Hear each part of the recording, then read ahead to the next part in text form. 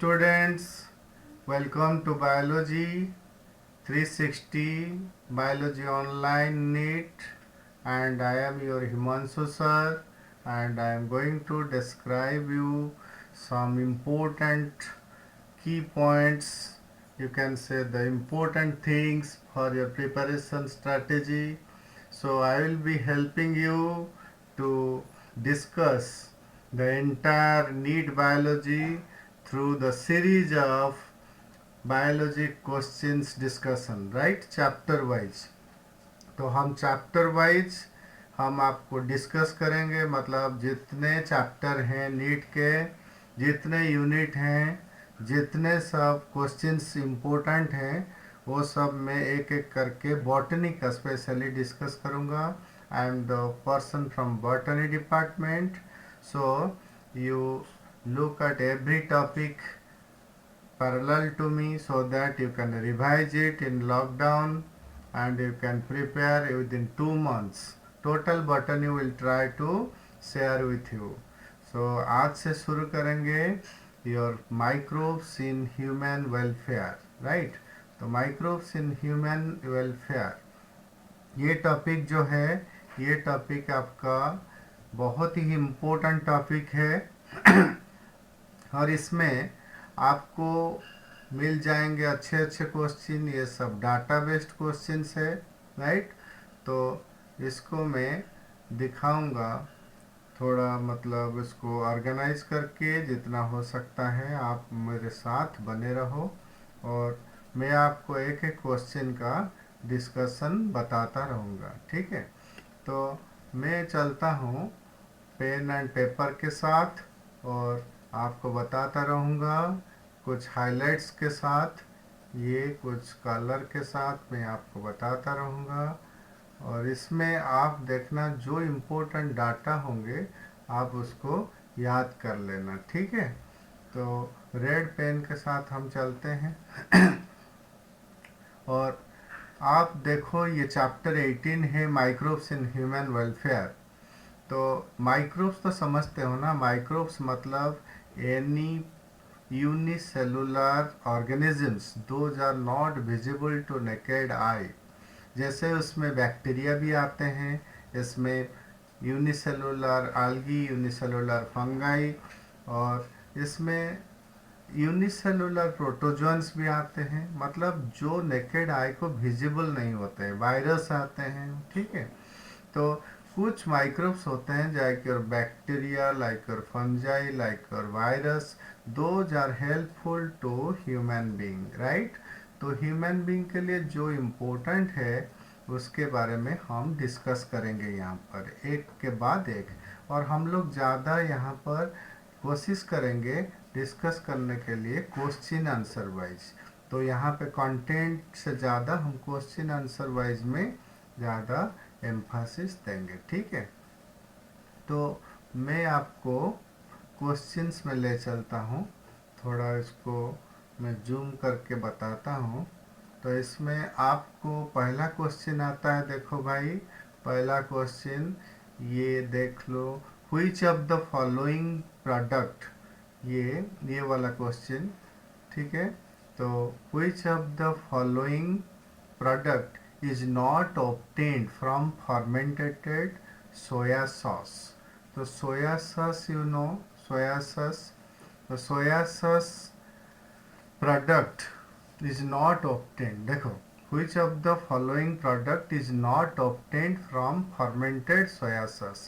तो soya sauce fermented product कौन सा नहीं है.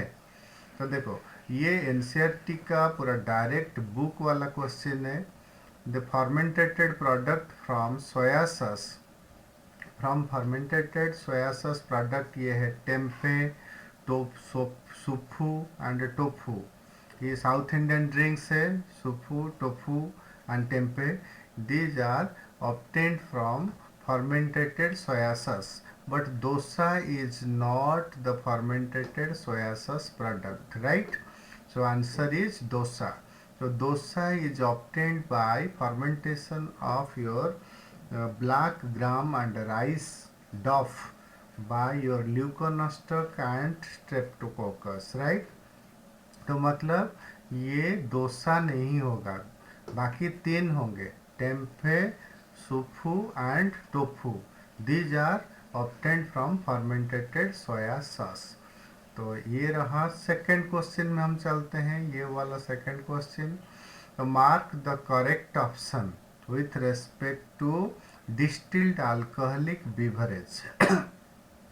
तो डिस्टिल्ड अल्कोहलिक बिवरेज मतलब जो वो अल्कोहलिक प्रोडक्ट डिस्टिलेशन के बाद ऑब्टेंड होता है। मतलब पहला जो फर्मेंटेटेड बिवरेज होता है वो होता है बियर एंड वाइन, लेकिन बियर वाइन को डिस्टिलेशन के बाद उसमें ज़्यादा अल्कोहल वाला कुछ बिवरेज बनते हैं। That is your ROM, that is your brandy, that is your gene, right. तो ब्रांडी में ज़्यादा होता है अल्कोहल 60 to 70% वाला। तो ये रॉम, ब्रांडी एंड जीन ये तीनों होते हैं distilled alcoholic beverage after distillation of beer, these are produced, right. लेकिन वाइन जो है, ये वाइन जो है this is the direct fermentated product, this is not distillated alcoholic beverage, right. तो यहाँ पे क्लियर हो गया। चलो नेक्स्ट क्वेश्चन में चलते हैं, मज़ा आ रहा होगा। तो इसमें थर्ड क्वेश्चन देखो कितना इंटरेस्टिंग है।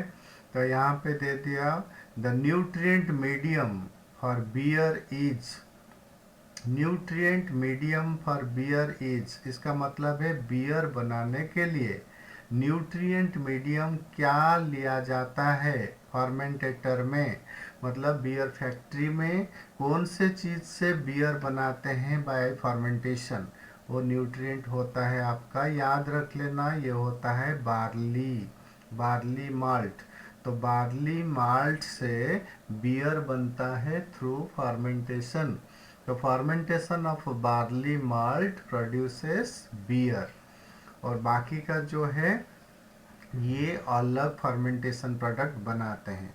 तो बियर क्वेश्चन में आ सकता है, it has least percentage of alcohol, about 4 to 12% होता है, और ये बन जाता है फ्रॉम बार्ली मल्ट। तो नेक्स्ट क्वेश्चन में चलते हैं। देखो बेटा, जितने अल्कोहलिक बिवरेज हैं उसमें डायरेक्ट फर्मेंटेटेड बिवरेज होता है बियर एंड वाइन, और डिस्टिलेटेड बिवरेज होता है that is your rum, brandy and gin. चलो सबका न्यूट्रिएंट मीडियम याद रख लेना। नेक्स्ट चलो, select the odd one with respect to source of antibiotics.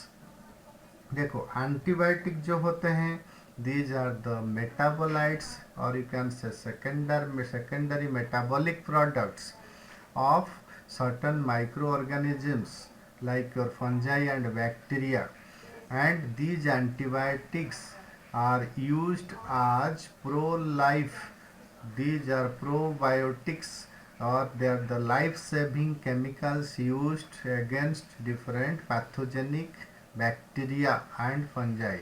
तो मतलब बैक्टीरिया के लिए स्पेसिफिकली एंटीबायोटिक यूज होता है to protect the life. So these are called anti, मतलब अगेंस्ट पैथोजेंस।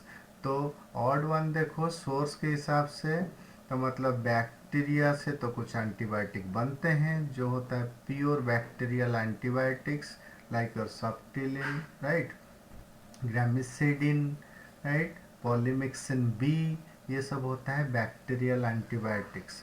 और फंगस तो यूज होता है क्योंकि फंगस मेनली द स्ट्रेप्टोमाइसिस, नहीं फंगस मतलब this is your penicillium fungus, and bacteria जो होते हैं वो होते हैं स्ट्रेप्टोमाइसिस।